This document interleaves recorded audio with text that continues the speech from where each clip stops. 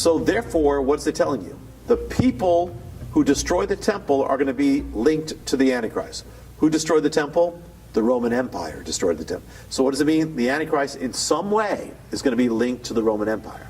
Now many have seen that, have said that, well, what is the Roman Empire today? Well, the remnant of the Roman Empire, it's a few things. One is, but the main remnant right now is Europe. That was Western Europe, and Europe is the candidate. Now we're not saying it has to be, but that they would come together and become a one confederacy, power. Now you also have the Mediterranean and all that, but it's basically Europe has become the EU, the European Union. Now students of Bible prophecy were always saying it was going to happen, that Europe is going to unite. Now it's not there yet if this is going to be to where it needs to be, but the Bible speaks about a confederacy at the end. It talks about a beast with 10 horns, like the final form will be a 10-headed confederacy. And it's interesting. So we do have an heir to the Roman Empire that is a confederacy. It's not in its final form. We shall see. But that's why many people look to Europe when they look. Now, if America falls, that's going to have a vacuum for Europe. And already, Europe is already talking about, we got to get stronger. We got to become more centralized. We have to become the main power. How was your experience speaking at the presidential pre-inauguration for former President Barack Obama and President Donald Trump? It was dramatic, a very dramatic experience. There was a lot of warfare over it. When I spoke, these things are on YouTube where people can see them. They still have them there. But I knew that, like with Obama, with that inauguration, that there was no born-again believer who was in that inauguration. Normally they have somebody who prays, but they didn't have any born-again believer, and there was one, but they got him out.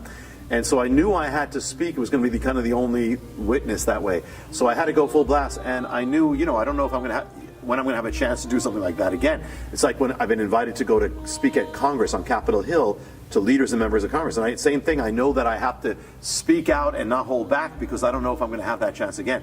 So I go full blast. So I did go full blast, and I spoke what I believe, we have to speak truth to power. We are called to be prophetic voices, to speak to kings. So I did, I went full blast, and I knew it was the Lord. It went viral after that. It went on the web. And then with the inauguration of Donald Trump, a little different because it was like Washington, D.C. was like a war zone. Literally there were barricades. We couldn't even get to the event. I came to the event late because we were barricaded, from 5 o'clock in the morning all the way past the start time. But then when I shared, I felt I had to speak to Barack Obama to the ending of those years, and to Donald Trump to the beginning of it. And it's interesting because it was prophetic, because what I spoke, one of the things I said there, I spoke about Jerusalem. Now this is before Donald Trump, that year is coming, it's before it's going to happen. This is January 2017. And I was led to speak about what happened with Jerusalem, because under Barack Obama, America condemned Israel through the United Nations over Jerusalem, saying it wasn't the capital. And I said, God is going to veto that. God is going to overturn that. God overturns it. He gives his word. And he did it that year through Donald Trump doing what he did with Jerusalem. So it ended up being prophetic in many ways. You said the Abrahamic covenant ended the legacy of former President Barack Obama. How so? The Abrahamic covenant, we shared before, says that whatever you do to Israel shall be done to you. A year before the election in America, there was an election in Israel. It was for Benjamin Netanyahu, the prime minister, was running for re-election. Well, Barack Obama didn't want him to win. And so he intervened in the election. He supported a group that was working to overturn and defeat Benjamin Netanyahu from becoming prime minister. And so he sought to do that, but it didn't work. In the end, Netanyahu was reelected. But the Abrahamic covenant says, whatever you do to Israel shall be done to you. So what does that mean? You remember the election in America, it looked like Hillary Clinton was going to trounce Donald Trump. Every major poll said that was going to happen. And by the way, it's not about Donald Trump, and it's not about Hillary Clinton, it's about God. But it says that. But the Abrahamic covenant says, whatever you do. So if you intervene in the election of Israel, God will bring an intervention into your election in your land. And so what happened is in America there was an intervention. That thing shouldn't have happened. I mean, it was crazy. It went against all the odds. It was called the biggest presidential upset in the history of America. That's number one. Number two, what Obama sought to overturn the legacy of Benjamin Netanyahu. So what happened to Obama? Now Donald Trump is overturning the legacy of Barack Obama.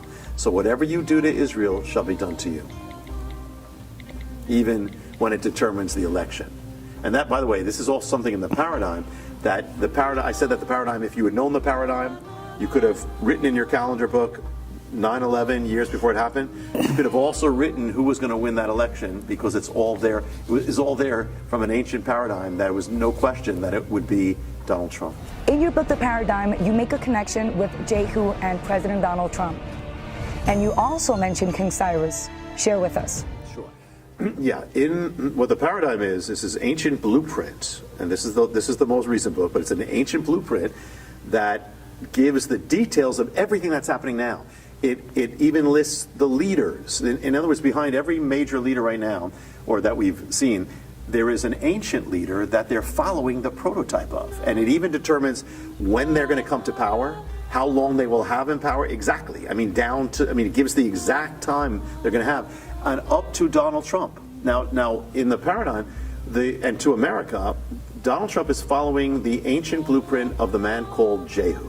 Jehu was a man who rose up out of nowhere, wasn't a politician, was a wild guy, was unpredictable, was some people thought he was kind of crazy.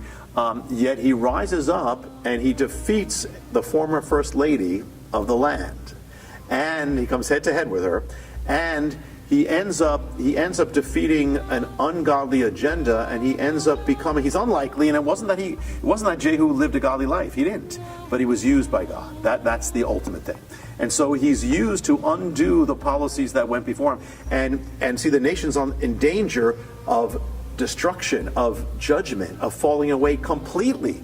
And so what the significance of Jehu is, and Donald Trump, is that he opens a window of time before that happens. So there's a window of time where there's a window for God's people to still have religious freedom, still spread the gospel, still, all those things, to turn it back. So we have got a window of time right now where when the answer is not Donald Trump, the answer is not politics.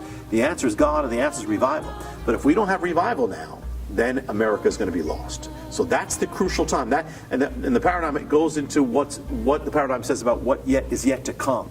But the take home right here is we must be praying for revival. We got to start living in revival, or that there is not hope. That's the only hope. But there's another side to Donald Trump. To America, he's Jehu. But to Israel, he's following the paradigm of Cyrus. Cyrus, remember, was the king who granted Israel to go back, of Persia, to go back to the land. But he specifically issued a proclamation that recognized Jerusalem as the capital of Israel. This is Cyrus. And interesting, so what did Donald Trump do? He issued a proclamation recognizing Jerusalem as the capital of Israel. But not only that, when did Cyrus do that? Cyrus did that after there was a 70-year period, crucial 70-year period in Israel's history.